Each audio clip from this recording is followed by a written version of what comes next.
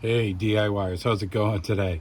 So today what I want to talk to you about is how this little device right here called your AC pressure sensor switch on Fords can affect the performance of not only your air conditioning system, but your engine in general. So that's the video we're shooting today. I'm going to show you how I diagnosed it and what some of the symptoms were. So come along and let's see what we find out. Hey DIYs, I just wanted to shoot a quick video today. I know I'm going to do a little bit of talking, but trust me, I'm going to get there. If this helps you, hit the subscribe and like button. If it doesn't, your prerogative. I get it. But basically, we're talking about your air conditioning pressure sensor switch or transducer. The vehicle I'm talking about probably could apply to any Ford, though. Is a 2008 Ford Taurus that I've worked on before and some of the other videos you've seen. What happened for me, and this happened over the period of 1 to 2 years, various different symptoms. Poor idle was one.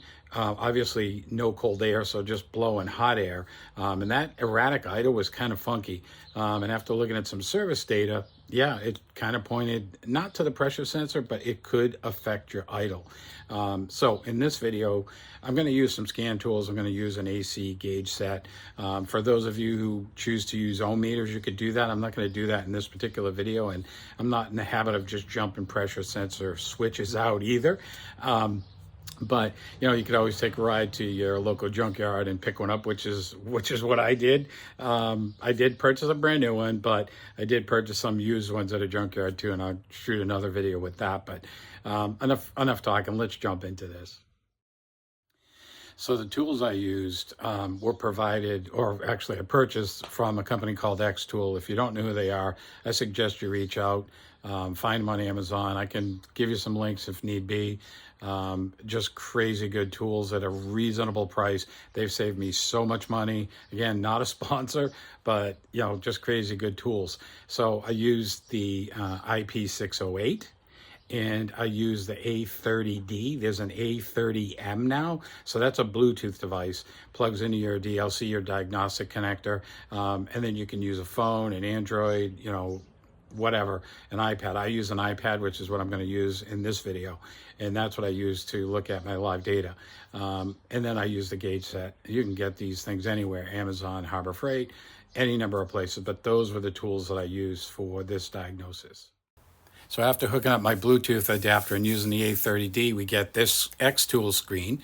We're going to click on Diagnostics. We're going to click on Ford. I'm using a 2009 Ford Escape for this one. It initializes with the Bluetooth. We're going to go to Automatic Detection, where it grabs the VIN and hopefully the right vehicle.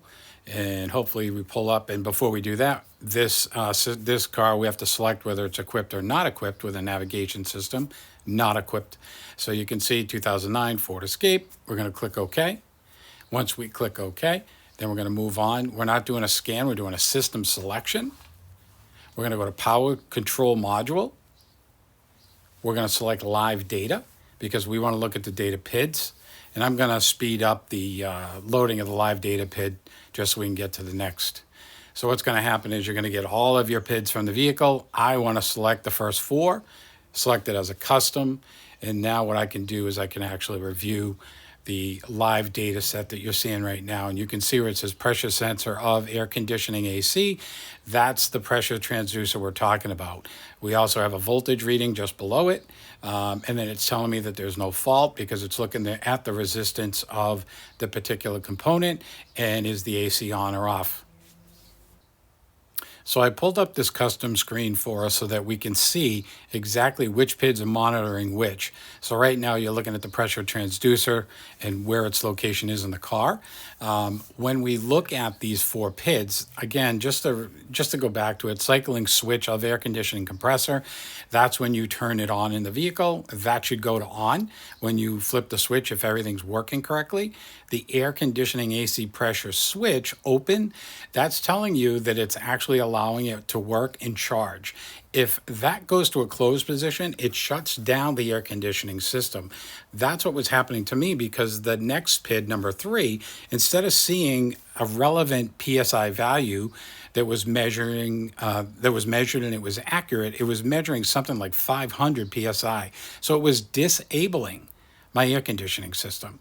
Below that, it's a voltage reading, so this thing works off a resistance. So there's a membrane in the transducer switch that, when you have pressure applied to it, it changes the position of that membrane, the resistance changes, therefore changes your voltage output, changes your pressure. So again, for me, that pressure value was something different than it should have been. And I'm going to show you what that looked like. So then I took my gauge set and I attached it, and you can see it's measuring like 110, but the live PID showing 54 PSI, half the pressure, when it should actually say 113. And that's what happened after I replaced the pressure sensor switch.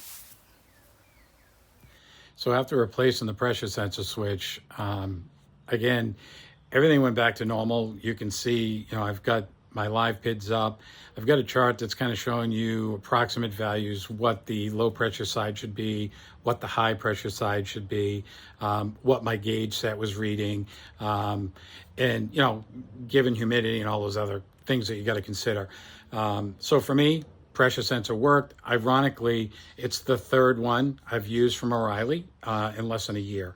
I'm not blaming Oreilly's. I'm just saying something's going on with the pressure sensors in my Ford. I don't know if it's a design issue. I don't know what it is, but at least I have a way to monitor it now. So I know when the car's shifting kind of funny because the idle's off, or it's slow to cool, or it's not cooling at all. I'm going to go back and I'm going to take a look at that pressure sensor switch.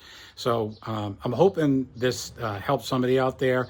And if it did, hit that subscribe button, the like button.